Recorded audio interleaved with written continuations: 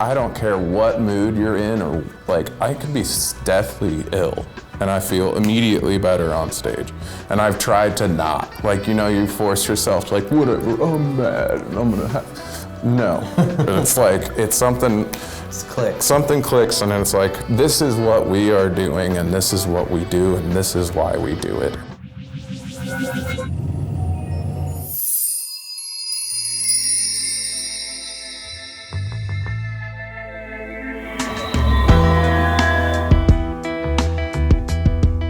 We started back in 2006, and we all met at Ohio University in Athens, Ohio. Billy was good friends jamming with some other guys that I didn't know yet, and we all met at this open jam. Anthony and Billy and a bunch of other friends that were always at this open jam at a old brewery called Healy's that is now Jackie O's Brewery in Athens, Ohio. I think they have some other locations now. And we met at like a local Tuesday night open jam and took it from there and started hanging out. Yep. That's basically what it was. Yeah. I don't know if they were coming to see us originally, but like the night started getting pretty popular. And so we all were just like, all right, well, let's rehearse now and see what happens. And then that feels like 2 days ago, and here we are. 18 years later. On camera, talking about it. Came from one of Billy's friends. It was like, Captain Papadosio and the Psychonauts. Yeah. It was just, we had like a whiteboard, or 2 whiteboards up on the wall in one of the college apartments, and we wrote, they were filled up with band names, you know. I mean, we went through a couple names, like we were the Great Big for a little bit. I think that's what we played the first show as, the Great Big. And that wasn't really working. So we just wrote a bunch of different names on the whiteboard, and whichever one got the most votes for people who would come over won, and Papadosio won. And also you couldn't Google it. Yeah, nothing came up. So like, I mean, this is the early days of Google, which is weird to say, but that was a thing at one point. And yeah, you couldn't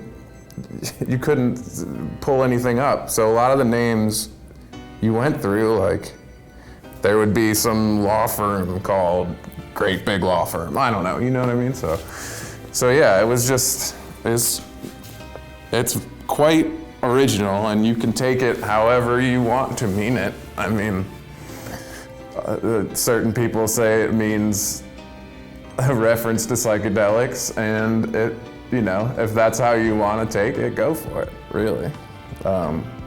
You know, we're fine with whatever y'all want to do. Yeah, we just ran with it and felt weird and uncomfortable and awesome all at the same time with it, and stuck through it. And it's a weird name, man.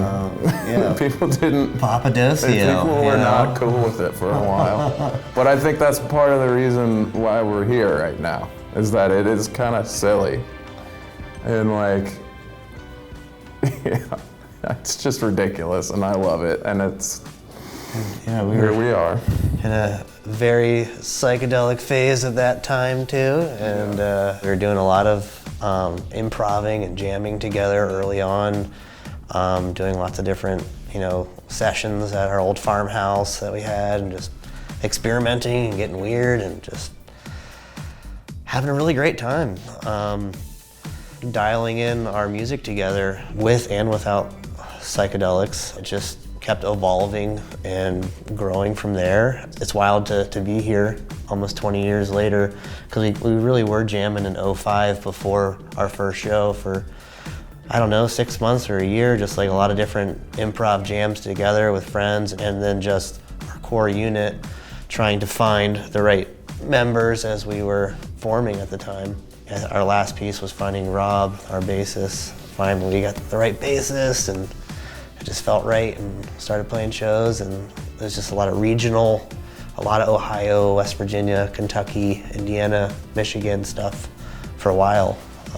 And then it's branched out from there, obviously, all the way to every state and Red Rocks and lots of really amazing places. Yeah, and now if you Google it, it's just us. It's just us. Still us. So that worked. It's SEO. yeah. It's not Papadosio Seafood, it's Papadosio, the band, there's you know? Papadosio Seafood. Yeah. Shout out, seafood restaurant. So musically, it's many different ways that we write music. Sometimes people have an entire idea fleshed out all the way, and it's like you kind of like learn your parts and then like maybe add some flares to it, or put a little bit more magic on it. Sometimes songs are halfway done and then we finish them together. Sometimes we've been in improv sessions together and like, all right, that's pretty cool, and then someone works more on it later and finishes it. It's been all over the place over the years. Our other members, Sam and Anthony, are incredible producers and songwriters as well, and do a lot of writing. They're just constantly pumping stuff out. Billy's written so many amazing songs too. It's all different, song to song, really. Like a lot of times, I would say if there was like a general formula, at least let's say for like one of my songs, like I'll have an idea that I'll do at home, and we use Ableton Live, which is like a digital audio workstation situation. People use it on stage. We use it on stage as well. We record everything on there, actually. So like all the ideas kind of come out of our heads into the computer, and I like to set like the main theme and like a hook or whatever. Classically, it's a hook. I don't know if it is it really a hook, but like, and the beat and like just the mood of the song, and I like to bring that to everybody, and then we will add or subtract certain elements of melody and beat and percussion from there. Like, I don't like to finish songs and then say it's done, but that's also like how my brain works. Like, if you go to my house, there's projects that aren't finished, I think I need input from everybody, and I find it usually makes for an aesthetically pleasing end product, which is like my main goal in songwriting and playing live. Like, I want you to have a good time. Like, we say that a lot, like, I want you to think deeply. There are other times of the show where you think really deeply, and that's also important, but I feel like I bring a mood to a song and then share it with everybody. And then I need everybody to give input, and we'll finish it together. That's kind of how I like to roll.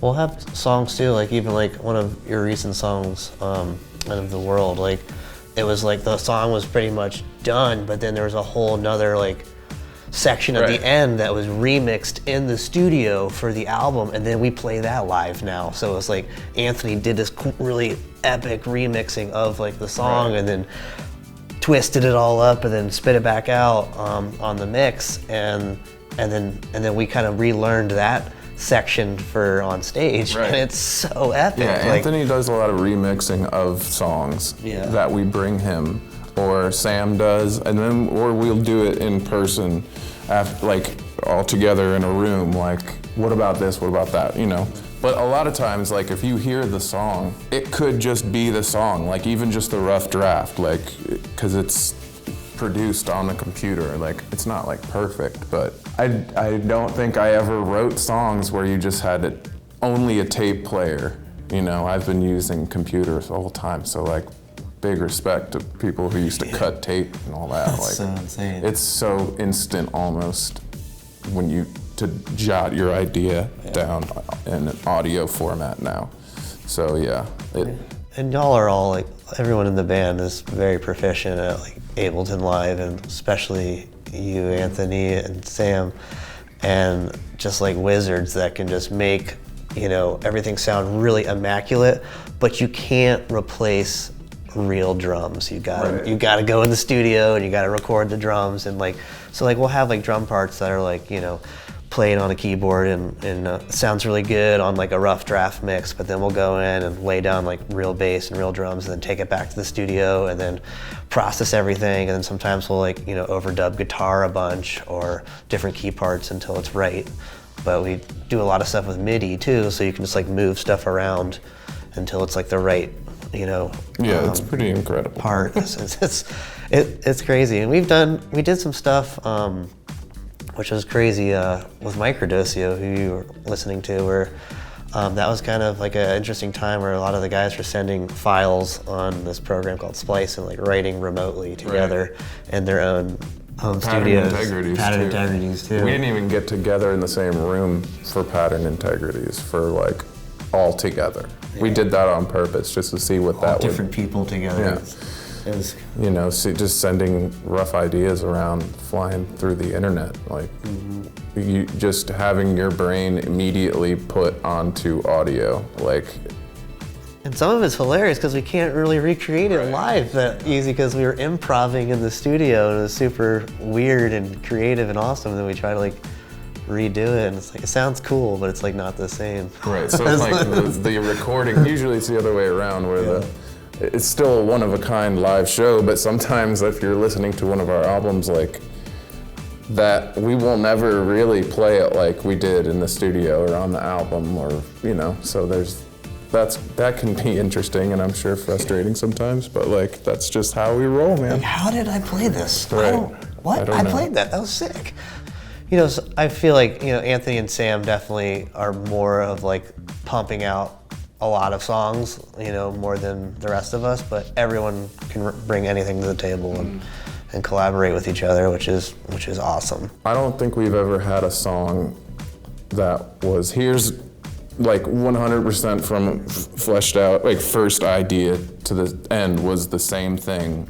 There has to be some input from everyone. There's never like, I wrote a song, we're playing this. Yeah. Which I think might be, you know, maybe in other bands, other songwriters, of course, you know, they say, this is it, this is what you're playing. They're all like hired guns playing the instruments, and like that's just not what we do, and I don't think it would work if we did that. So we just kind of put our minds together, and it makes it more interesting as well. Like, I don't want you to play what I want. I want you to play what you want. And we're all pretty similar in our tastes and, you know, our melodic like framework of what we want. So I trust y'all that it's gonna be something I couldn't think of, you know? Exactly. And sometimes it's really cool. Like, I've had many experiences where Anthony or Sam or Billy would write a drum beat and it's like, that's a really weird drum beat. Like, I would not think that at all. So I'll try to learn it and put my own flair on it. Or there's times where like, that's not really natural for a drummer to play. So like, I'm not Aphex Twin, so let me try to figure it out as best as I can, and like, you know. I've tried to write stuff that you can't play. I was like, this is really hard. But you can still play it, but it doesn't sound right. Yeah, it's like sometimes like, all right, let me dumb it down a little bit, or maybe make this a little bit more natural for playing on this track. But yeah, it's a mixed bag. Yeah, it's all fairly informal though too. It's just kind of like we're hanging out. Even if it's just sending stuff over the internet, you know, and we're not in the same room doing it. After this long, you know, I can listen to even if it's no lyrics and it's just an instrumental, I can tell you which one of us wrote it immediately. Yeah. It's not like set in stone ever, but I would say it's collaboration and bouncing ideas around, and not a one-person show like for songwriting. It just doesn't really work. So I'm glad that we have that kind of rapport. And then we improv on everything. Oh yeah. Also, then it all changes. Then it all changes. Like, all right, this is like 60% written and 40% improv on stage sometimes. So it's just like all over the place. Yeah, it isn't boring to be in this band and write songs. You know, it's gonna change. They're like, play one genre and make it electronic EDM bass music. Right, we're not just gonna play. We want you to be a DJ, but you're a band. So like, you guys need to have more drops. People don't know what they want. They just think like, this sells tickets. There's no like direct pressure, because but record labels, like, I've never met a record label. Like, it doesn't even really, I mean, they exist, and they exist behind the scenes, but like, they've never touched us, and we wouldn't anyway, because they would probably passively pressure us to make stuff that we don't want to. And I think one of the reasons people like us is because they know that. I mean, maybe it's not like explicitly said all the time, but like, I've played this stuff, we've played this stuff for execs, like just sending it to them, or I have friends who are this and that, and I'm like, it's just not gonna work. It's always been word of mouth and like grassroots style promo, that it's the only way that we were allowed to exist, because no record executive, I mean, we could write 3-minute songs, 2.5 minutes. We could write banger pop songs, which is fun to do sometimes, but like, it's just not, I wouldn't feel right submitting that. I mean, it would be cool to have $10 million, but like, I also like, I have a house, I have a family, we're good, like, I would like, to make music that I want to hear that's different from what you turn on the radio. I'm more comfortable with 10-minute, 12-minute long songs too. Like that just, I was like, that's the next part. Like there's always another part. Like it's hard for us to these quick, short songs, it never works well for us. Right. Like I said, we can, but it's not fun.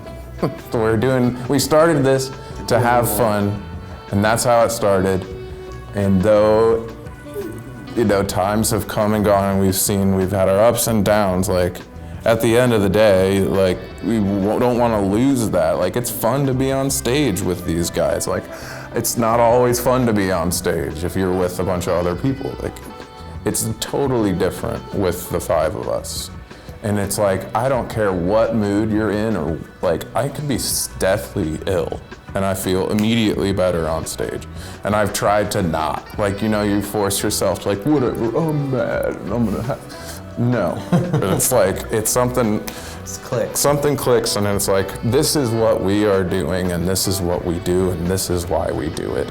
Whether it's writing a song or being on stage, sometimes we write the song on stage. Sometimes that's how the song goes now, so it's like collaborative in every possible meaning of the word. Like, no one's gonna be like, no, it's like this, and this is what we're doing. That doesn't work anyway. Yeah. So, you gotta be push and pull, you know what I mean?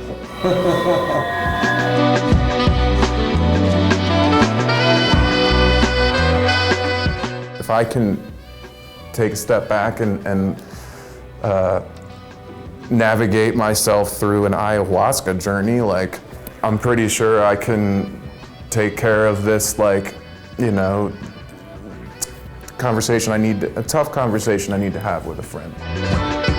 I just went in super hard, and then I learned a lot of lessons from LSD first, and then mushrooms came second, and DMT and ayahuasca and San Pedro and 5-MeO, like so many amazing experiences. I tried some research chemicals. Thank you for watching, and please remember to like this video and to subscribe to our channel. Hey, what's up? It's Billy and Mike from Papadosio. And if you need any more information on psychedelics, psychedelic-assisted therapy, or to make a donation to the Pearl, please visit pearlpsychedelicinstitute.org. We are on all socials at Papadosio, Papadosio, papadosio.com. You'll find all the tour dates and merch. There's a Facebook, Papadosio Family on Facebook. It's a good place to go to get a vibe of what our fan base and community is like. We have some of the most loving fans in any music scene in the whole world. All walks of life are welcome, and definitely a wonderful place to meet new people on the family page too. You want to hear us play a song? Request it. Maybe we'll get get your track you want to, Dosio track you want to hear in there, because that's kind of, we pay We do attention. that a lot, yeah. We We pay check- we attention to check what it. people are. We look for requests. Yeah, it's fun. It makes it more fun.